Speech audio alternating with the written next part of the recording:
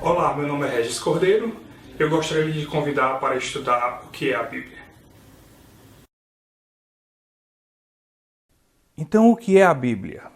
Primeiramente, podemos ver que ela é a palavra de Deus. Deus diz é usado mais de 2.000 vezes no Antigo Testamento. Disse Deus, haja luz e houve luz. Isso está em Gênesis 1:3, logo no comecinho da Bíblia.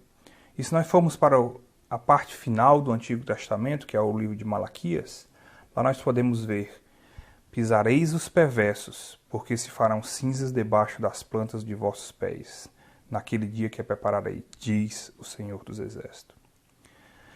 No Novo Testamento, as palavras diretas de Jesus nos Evangelhos são o próprio Deus nos falando aqui na Terra.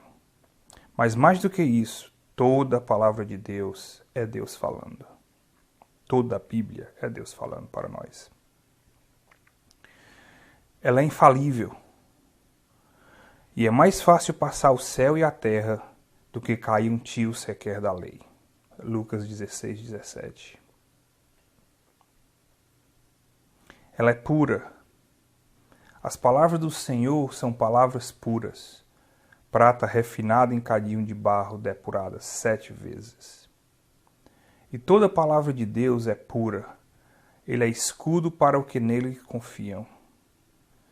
Nada acrescentes às suas palavras, para que não te repreenda e seja achados mentiroso.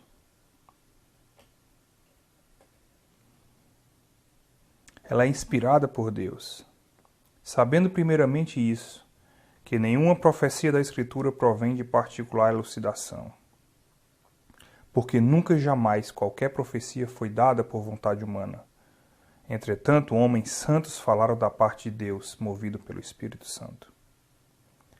E toda Escritura é inspirada por Deus e útil para o ensino, para a repreensão, para a correção, para a educação na justiça. Ela é eterna. Seca-se a erva e cai a sua flor, mas a palavra de nosso Deus permanece eternamente. E a palavra do Senhor, porém, permanece eternamente. Ora, essa é a palavra que vos foi evangelizada. Ela é completa. Nada acrescentareis à palavra que eu vos mando, nem diminuireis dela, para que guardeis os mandamentos do Senhor vosso Deus que eu vos mando.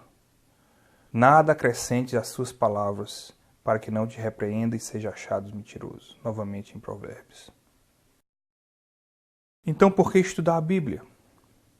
Simplesmente porque é a palavra de Deus.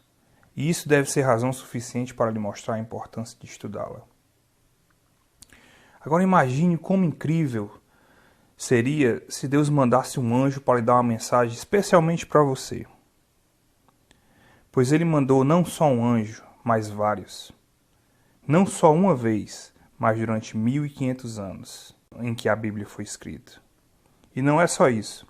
Ele mandou seu próprio Filho, não só para nos dar uma mensagem, mas para nos salvar, para pagar o preço do nosso pecado, para sofrer a ira da justiça de Deus em nosso lugar.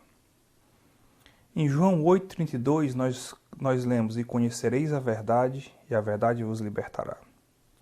Esse texto é bem conhecido, mas para respondermos à pergunta como conheceremos essa verdade, precisamos ler também o texto anterior. Disse, pois, Jesus aos judeus que haviam crido nele: se vós permanecerdes na minha palavra, sois verdadeiramente meus discípulos. Neste texto, gostaria de lhe chamar a atenção para os 2 pré-requisitos que Jesus nos deu para conhecer a verdade que vai nos libertar. Primeiro é crer nele, e segundo é permanecer na sua palavra, que é a Bíblia. Por que o permanecer na palavra é necessário? Porque é a evidência de que você realmente creu. Por exemplo, se uma casa está pegando fogo e você avisa seu colega que está assistindo televisão: ei, sai da casa imediatamente, se levanta que a casa está pegando fogo.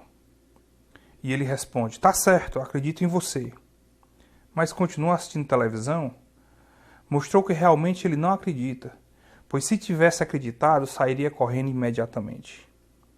Então, o permanecer na palavra é a confirmação do que foi confessado antes, quando você disse que acreditava em Jesus. Vê como a palavra de Deus é importante? Então, finalmente, depois de termos crido em Jesus, permanecermos na sua palavra, conheceremos a verdade e essa nos libertará. Eu gostaria de estudar agora com vocês os livros da Bíblia. A Bíblia, que também chamamos de Palavra de Deus, ela é dividida em duas partes, o Antigo Testamento e o Novo Testamento. Também podemos chamar de Antiga Aliança ou Nova Aliança. Agora, como o nome diz testamento ou aliança, como você pode perceber, nós podemos ver isso até como um documento legal. Seria como antigo contrato ou novo contrato. E nesse caso, é um contrato, é uma aliança, é um testamento deixado por Deus para os homens. É um contrato, é uma aliança feita entre Deus e os homens. Também é importante perceber que nos contratos, normalmente nós temos cláusulas ou temos obrigações que temos que cumprir. E da mesma forma, Deus nos deu algumas alianças em que é somente a parte dele, ele faz apenas promessas, e tem outras alianças que tem a nossa parte também que nós temos que cumprir para poder honrar aquela aliança. Nós vamos estar estudando isso com mais detalhes quando estivermos vendo a cronologia da Bíblia.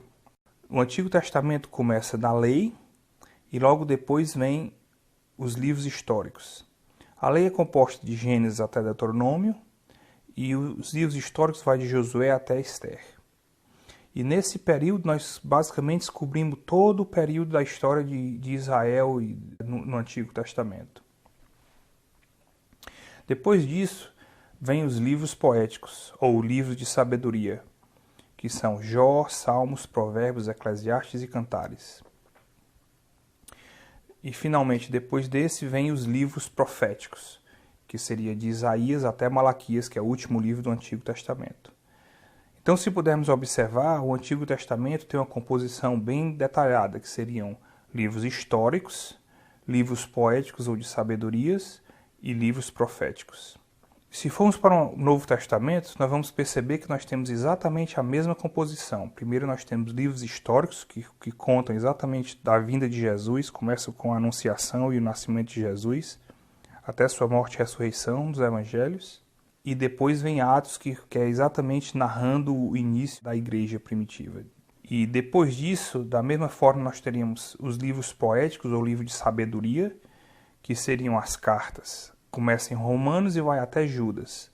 Nós podemos fazer uma divisão aqui entre as cartas de Paulo e as cartas gerais. As cartas de Paulo são as cartas que estão na coluna esquerda e as cartas gerais que estão na coluna direita. E finalmente, nós temos também os livros proféticos no Novo Testamento, que é exatamente o livro de Apocalipse.